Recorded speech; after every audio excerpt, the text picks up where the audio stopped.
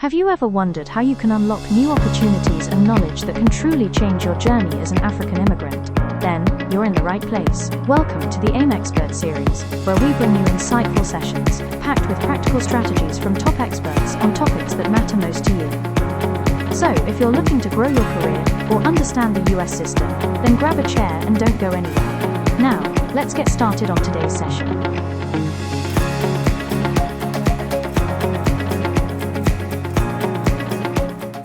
Have you ever wondered how you can unlock new opportunities and knowledge that can truly change your journey as an African immigrant? Then, you're in the right place. Welcome to the AIM Expert series, where we bring you insightful sessions, packed with practical strategies from top experts on topics that matter most to you. So, if you're looking to grow your career or understand the US system, then grab a chair and don't go anywhere. Now, let's get started on today's session.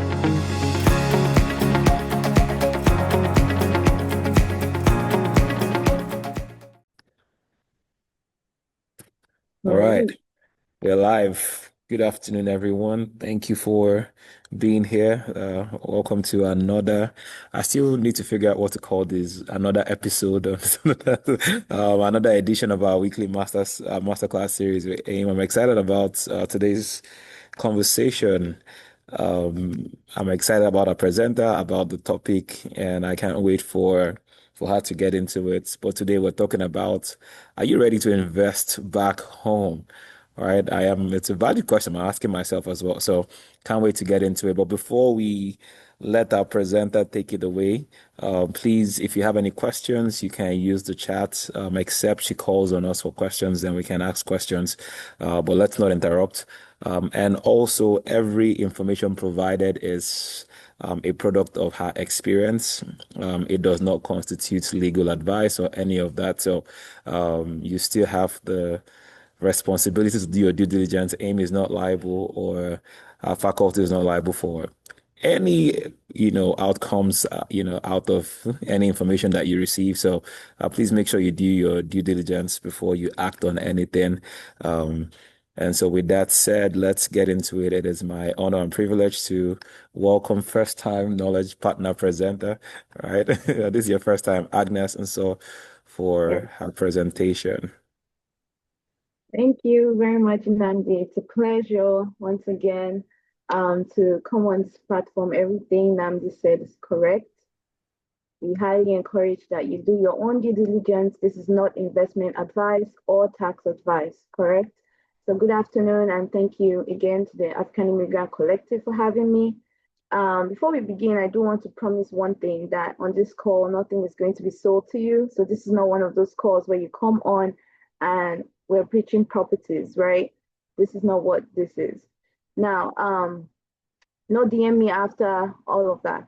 I'm not here to move any properties in particular. I'm here to become the kind of to help you become the kind of investor that you'd be confident when taking on the next step of investing in properties back home, right? So my name is Agnes Unsor, and I am a lawyer by training. Again, this is not legal advice or tax advice, but I'm a lawyer by training, and I hold an MBA, and I also am the founder of Abinaya Group, which is a cross-border trade and investment advisory firm. We help Africans and the broader US population to invest on the African continent, as well as get access to vetted investment opportunities. Now, most of us don't have an opportunity problem. We have a readiness problem, right? Because if we think about all of the investment platforms or real estate opportunities back home, I think it's needful to say that my focus mainly is on real estate, agriculture, renewable energy, and any infrastructural project. So I'm not covering bonds, EFTs, stocks, and all of that, right? Now, we have a readiness problem. That's what most of us see. We always engage a lawyer, an agent, and then before we know it, that property is gone, right? So let's start there, right? Let's start with you. Let's start with not with a piece of land, right? Now, almost all of us also know someone whose money disappeared into a deal. That's like common story, right? But it happens, it keeps happening over and over and over again, right? Now, almost every person has that uncle who was buying land, that estate, who they thought, in fact, they've been seeing that one picture for the past 6 months, and the property is being completed, whereas that's not the case, right? The fear is real and it's rational, right? But today, our hope is to help you get ready so that, those, you can gain back your confidence and no longer be afraid to invest on the African continent. Now, what we hope to gain is, really talking about you, helping you to know what your real goal is, help you get protected by learning how to vet any investment opportunity, and also just know where you stand, right? And we'll go through a few readiness profiles, and on this call, do a little exercise so that we can just know where we really are. Now, what's that readiness journey? Um, First, it's going to be your real why. Why exactly are you investing? Why exactly are you buying that property? Because a retirement home and income property are two completely different decisions, right? It could be on the same street, it could be right next to each other, but the reason why you're buying that property, the location where that property is, all of these factors, and we'll go into, all of that in presentation. The second thing is the hidden costs. Like, what are those costs that don't show up, right? You hear, maybe I'd say it in naira. Let's say you see a lot selling for 5 million, but and say your budget is also 5 million, and you think, oh, I'm ready to go. That's usually not the case, because there's a lot of other things many agents will not usually say to you. But the hope on this call is to, explore what those hidden costs are. We're also going to be asking ourselves 3 questions about what we can answer, to really just look at it when we want to look at a single opportunity. And then the readiness check itself, which is the framework I want most of us here to take home, right? And then, of course, your next steps. Now, let's start with your why. Before your property, before your budget, your goal is quietly becomes everything that follows, right? Like I said before. Now, what are the 4 reasons why one person would be looking into buying a property? And of course, if you know of any other reasons, happy to explore those reasons with you in the chat during question and answer time, what have you, right? So if it's a retirement home, for example, right, you're optimizing for location, you should be optimizing for comfort, as opposed to yield, right? Now, those factors really differ as to when you're investing for retirement. Now, when we talk about income, you're talking about cash flow, right? So you need to really prioritize your, rental proceeds. You need to prioritize occupancy management. You also need to prioritize um, the markets where your home is located, right? And as much as it could be, it could also be a retirement plan for you, right? The third thing is legacy. Now we're talking about something to hand down. It needs to have clean title. It needs to have, then this is this case for every property. You need to have clean title, but you now go into succession planning, and which is just more than a single year's return, right? And then you talk about impact, building something back home, and then, what in any sector or in general, just for patients, right? Patients would matter most, especially if you're going for your reason is, creating impact. Now, here's the trap, right? And I see it constantly, because people buy for one reason while they are planning for the other, right? They buy an emotional retirement home, and then they are surprised that it doesn't generate income. So it's very important that we get why correctly, and then half of our decisions would be able to make themselves, right? Now, like I said, the mistake is buying for one reason while planning for another.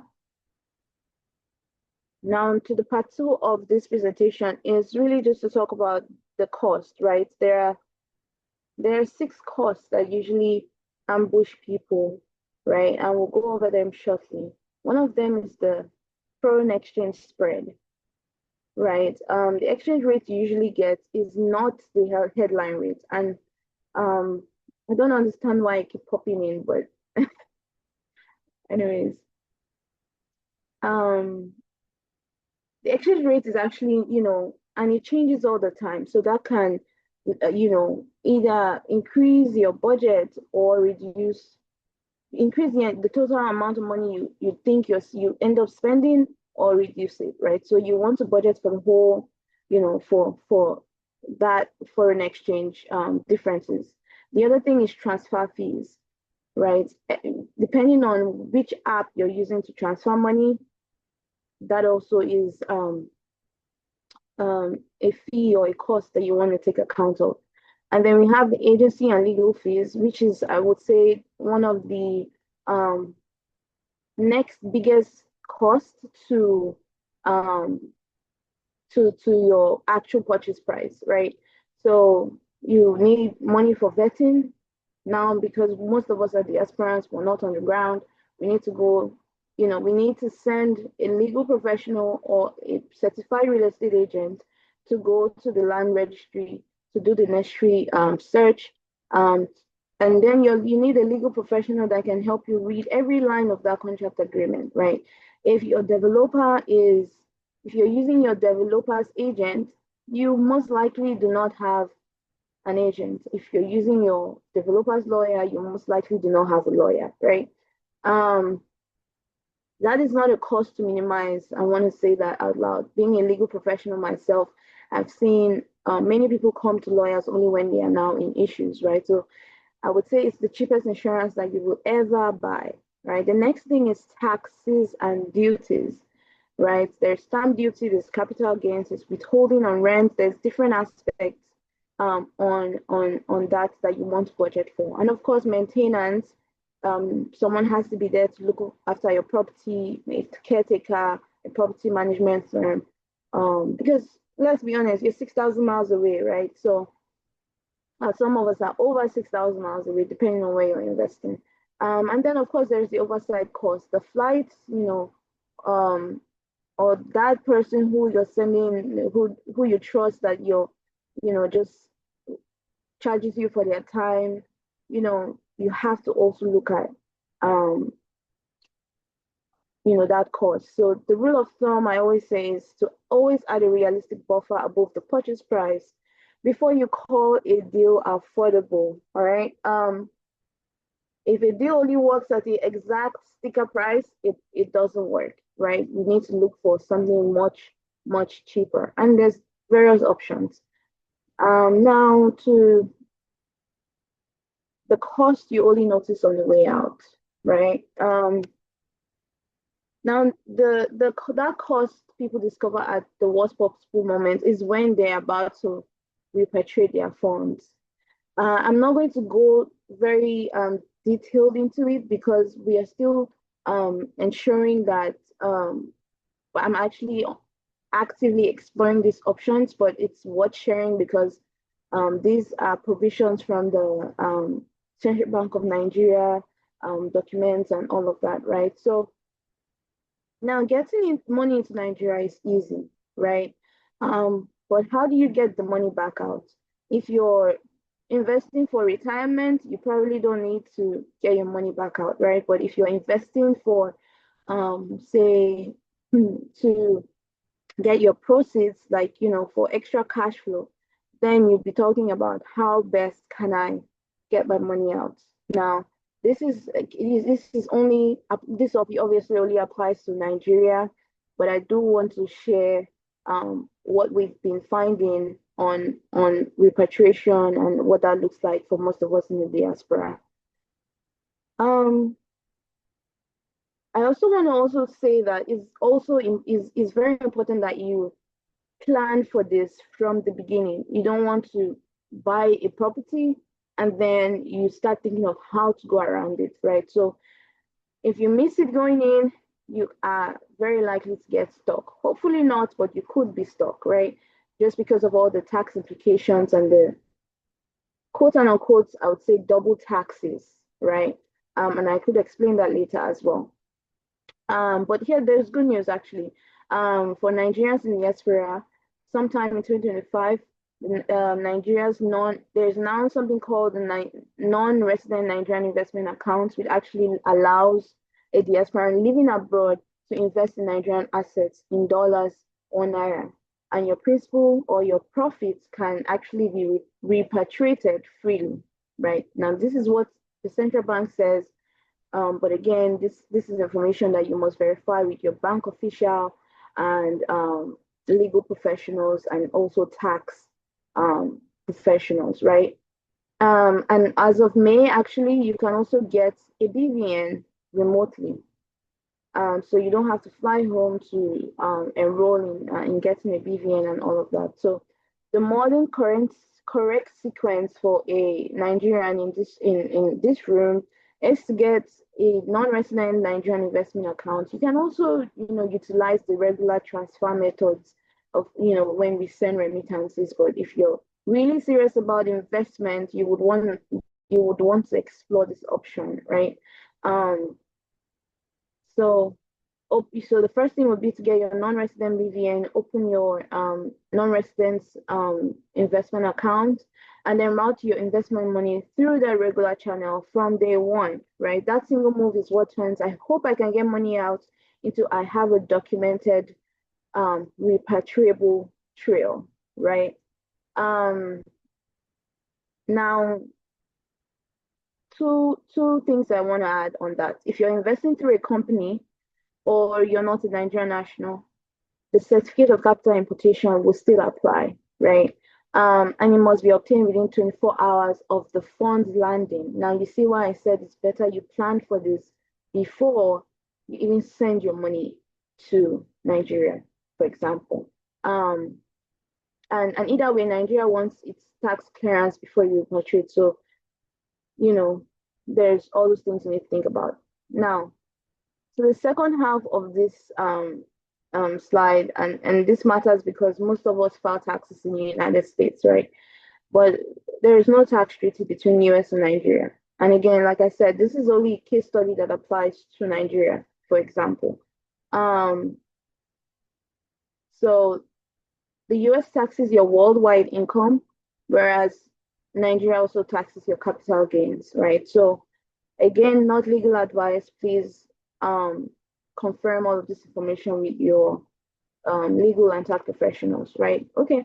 So US taxes, like I said, US taxes your worldwide income. Nigeria will tax you on your capital gains, but that does not mean you're really getting taxed twice, right? There's something called the foreign tax credits. Maybe most of you might already know of it, but you end up paying the higher tax rates. So, for example, if you pay 10% taxes in Nigeria and say the tax rate in the US is 5%, that your what's it called? Your duty of filing of taxes in the United States is essentially fulfilled, right? And then there's also something you want to take note of: the FBAR and the FATCA, right? Those are filing responsibilities you need to do while you're filing your taxes, especially if you're getting income from abroad. Again, this case only applies to Nigeria, and if you're looking to repatriate your funds from um, from the investment country. All right, moving on.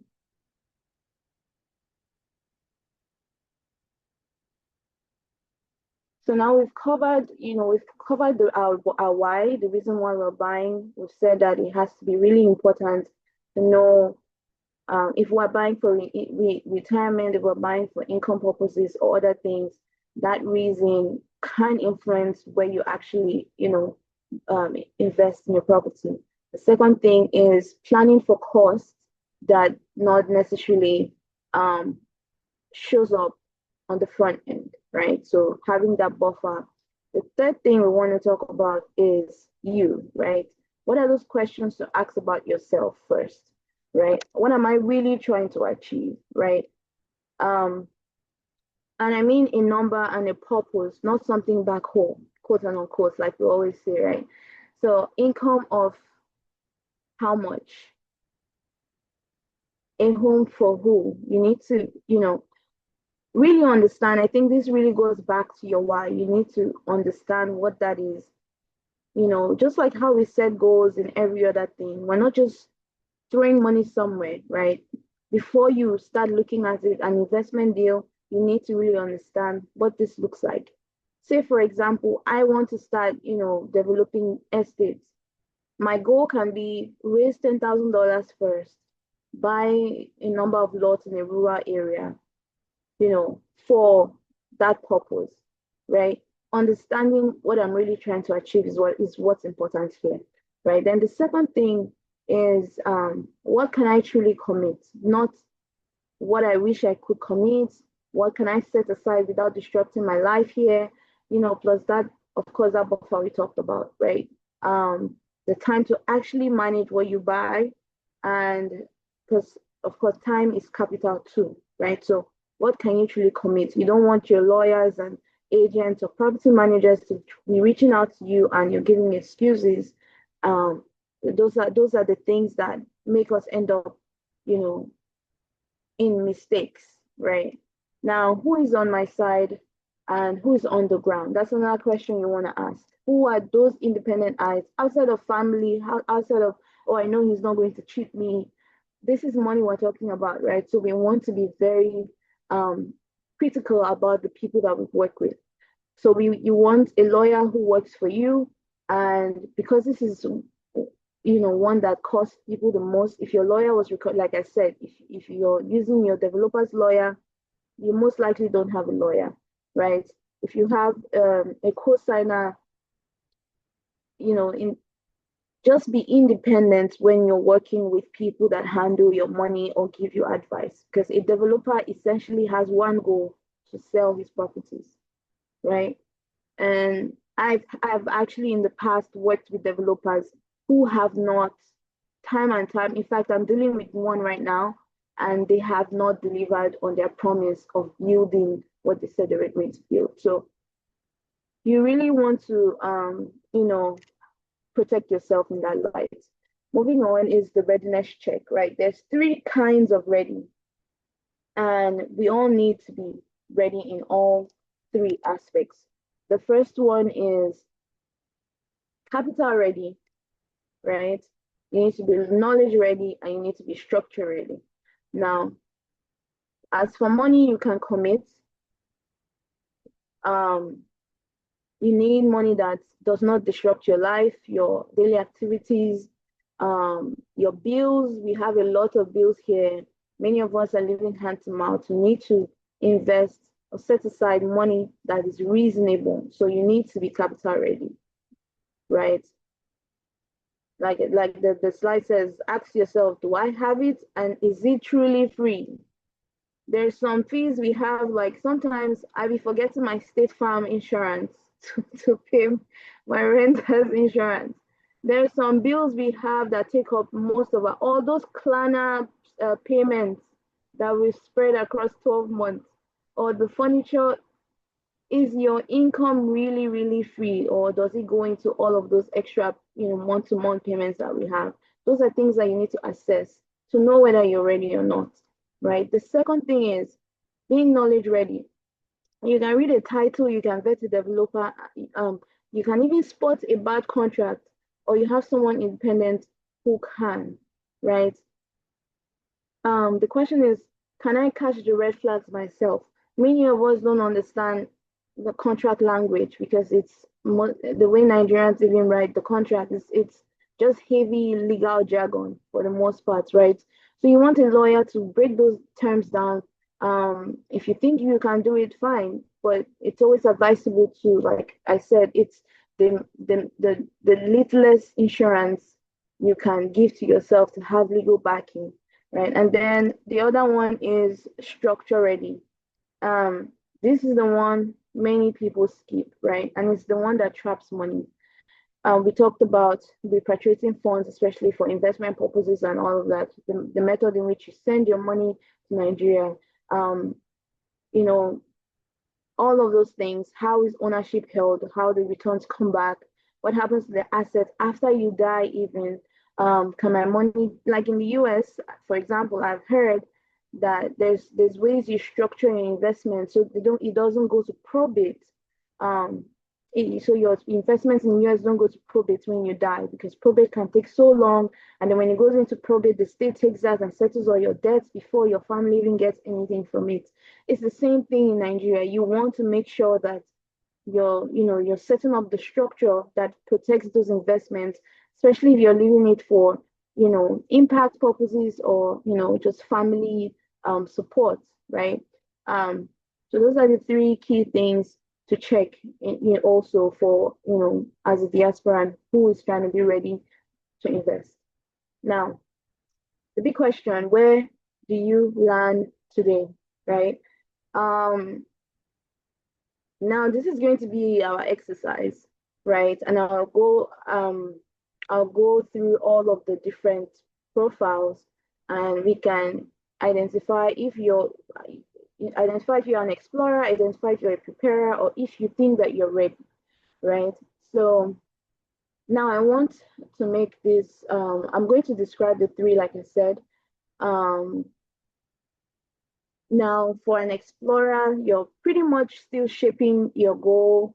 You don't have a timeline, still trying to learn the fundamentals. You know, there's no pressure. There should never be pressure when you're investing. Anything that says, oh, if you don't invest today, you're going to miss the opportunity. I'd rather you miss that opportunity than spend thousands of dollars on something that you're not 100% sure of, right? So there's no pressure. There should never be any rush. If you're an explorer, try to understand what your why is, try to understand what you can actually commit into investing. Then you're an explorer pretty much. A preparer typically looks like someone who has a goal, um, and your capital is still forming, right? But you have confidence, especially on vetting. This is you know um vetting. You're still getting all of your legal team together. You're just preparing, right? um you're closer to being ready, but you're not quite ready yet, right? um Your job is to close one specific gap, which is understanding those titles, on vetting skills, your financing, and your structure, right? And then someone who is ready is typically someone that has their capital, they have their timeline, maybe in the next 3 months, and you can vet with confidence, right? So, um, if you are like if you call yourself an explorer, I just wanted to see a few hands if you call yourself an explorer. And I can't really see if people raise their hands. Okay, I can see now. Okay, so Namdi, you're not an explorer. Are you a preparer or would you call yourself ready? I'll say more explorer. I was looking for the emoji thingy. Uh, Okay. yeah, well, Yeah, explorer is more likely where I'm trying to understand the landscape, like all the illustrations you give at the beginning of all the yeah, horror stories of, yeah, okay, just realize, yeah, you need knowledge and you need to have boots on the ground. Like like you need infrastructure in place to kind of help you make yeah. sure your investment is protected. So, Mm-hmm. Yeah, so like you said, you're still shaping that goal, your timeline, understanding the framework, And we've done other presentations around like frameworks and agencies like the Land Act. We've done presentations around like the laws to know your rights, like ages, for example, which is the Abuja Geographic Information Systems, how to deal, with vetting. We have a vetting masterclass as well. This is only, diaspora investment readiness. So there's different aspects of this is just about you, right?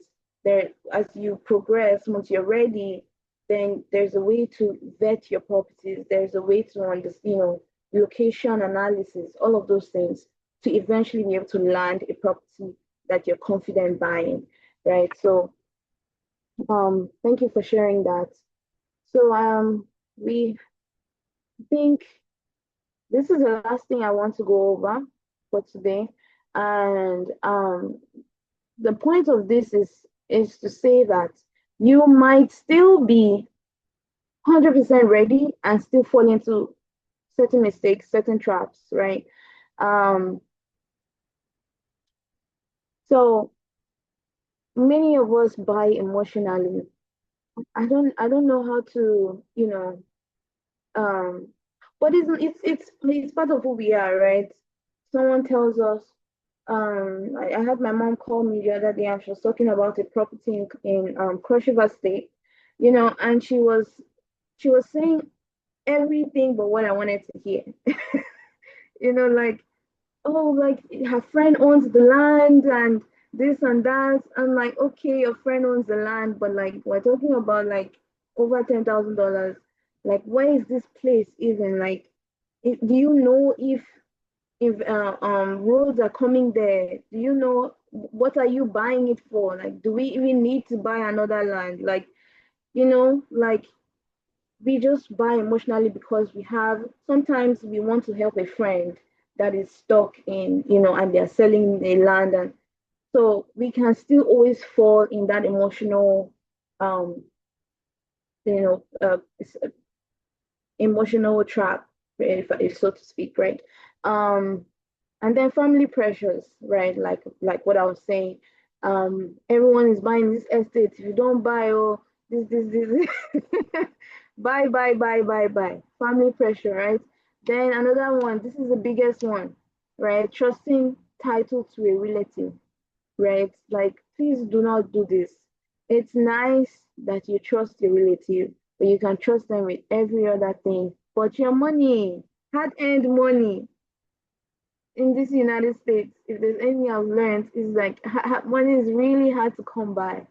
You work for every dollar in the United States. And hopefully, with all of our financial master classes, we're able to come out of that bracket where we are working for each one, every dollar that we earn. Till then, we have to protect what we work for, right? And then of course the last one is keeping the exit portion. So you're buying and you don't know how you're going to sell. You don't know if you're going to even get rental proceeds from this property you just bought, or this company you just invested in. And I keep saying property because that is where most of our projects fall in, right? But there's other forms of investment, investing in a company. I've worked with venture capitalists, those are all different forms of investment for people in the diaspora. So if you can't picture how you're going to sell or how to get your money out, you probably have not finished analyzing that deal. And before you tag, or commit to it, um, you need to still don't have that as an afterthought. You need to still do your due diligence in that area. So we have come to the end of the presentation. I do hope it was helpful. Um, some of this information might seem pretty basic, but these are mistakes we all fall into on a daily basis, right? And so this aspect of our series is really just to look inwards. Many of us think that we don't need to do any work. For anything you're committing into, be marriage, a job, you always need to do internal work before you commit to it. It's the same for investment. So this is where I believe this is where we open the floor for questions. If we don't have any, we can, proceed to what we have next on the agenda. Thank you so much.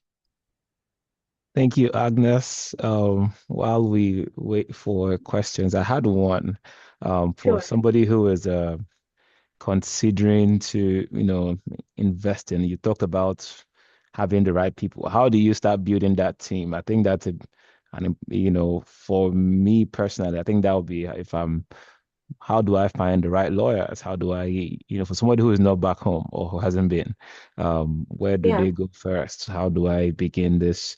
And then who do I, who are the list of what personnel do I need to have before I even start thinking of investing back home?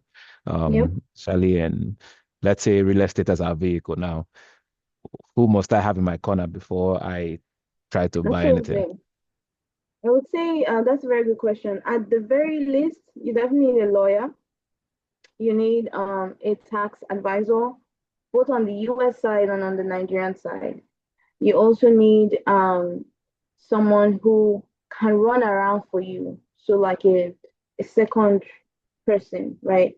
And then you need partners on the ground, not necessarily legal, but people that can refer you to most of the professionals. For example, um, the way my company is structured, we have um, partners. So before I moved to the United States, I was in the real estate space for over 5 years. So I already have amassed agents, lawyers across the country that I work with. So if there's any market, if I get an inquiry and there's any market that I'm looking into, the partners on the ground are my first point of call, right? So if you're working with a company like mine, the first thing we would do is first understand what you're trying to achieve, and then make those recommendations based on what you want to achieve, right? And that can be a 20-minute consultation just to understand that.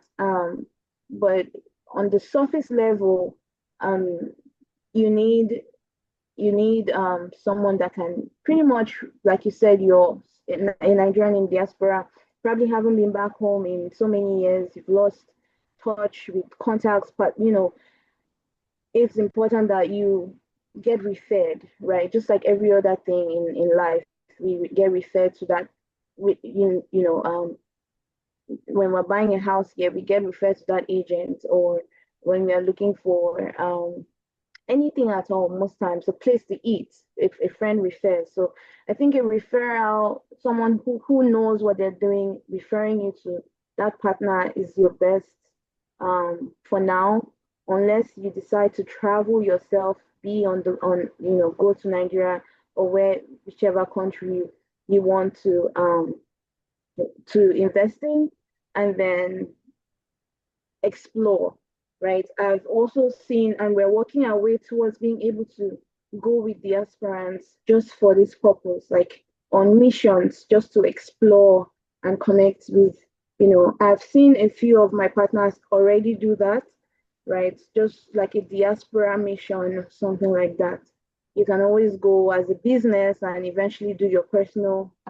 There are trade missions that happen all the time, right? You can always go on trade missions so that you're in person on the ground, but it always requires some kind of person who knows what they're doing on the ground. I hope that helped to answer your question.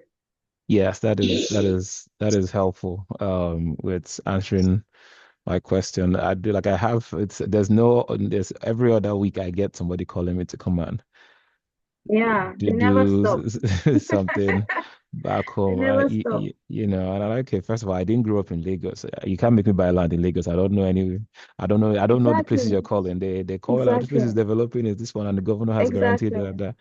Like that sounds good. I have no idea what you're talking about. So Yeah. And it can it's be scary too. mhm.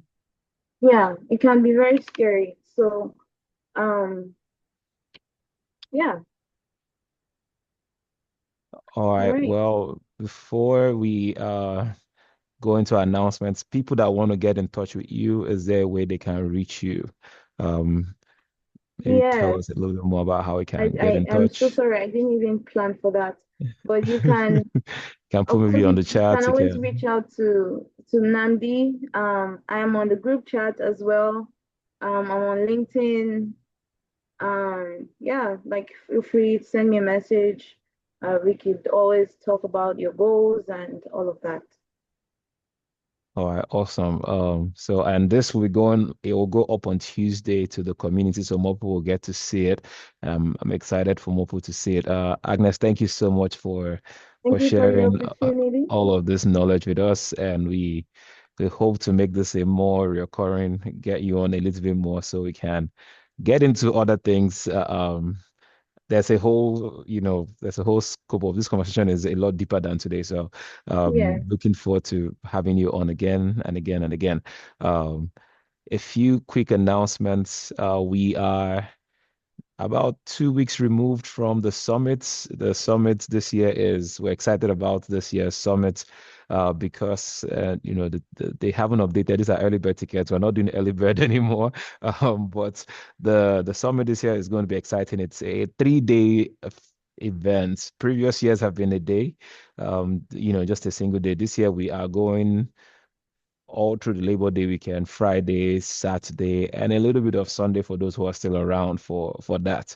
So we encourage everyone to go ahead and get their tickets. It's master classes like this one that we just had, an hour of just deep dive into or introduction into some important topics that cut across multiple tracks. And on Saturday, we're introducing something new we've never had before, and that's our deep dive sessions.